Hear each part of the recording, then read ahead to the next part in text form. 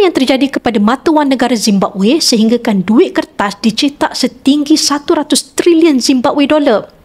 Permulaan masalah ini berlaku pada tahun 2000 di mana Zimbabwe mengalami masalah ekonomi dan politik yang teruk.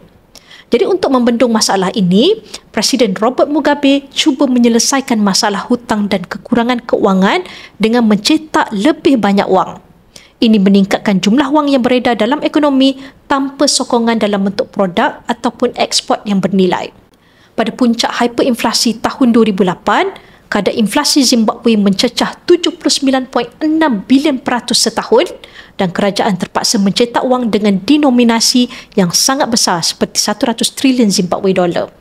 Masalah hyperinflasi ini akhirnya membawa kepada penarikan balik mata wang Zimbabwe dan penggunaan mata wang asing pada tahun 2009. Selagi duit dicetak tanpa bersandarkan komoditi yang nilainya stabil seperti emas, selagi itu nilai duit akan jatuh.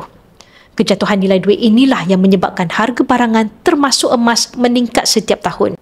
Kadar inflasi di Malaysia pada tahun 2024 adalah sekitar 2%.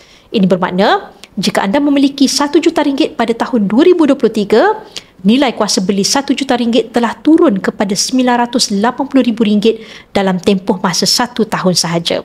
Untuk kekalkan nilai simpanan anda supaya tidak terkesan dengan inflasi, bekukan sebahagian simpanan jangka panjang anda ke dalam bentuk emas.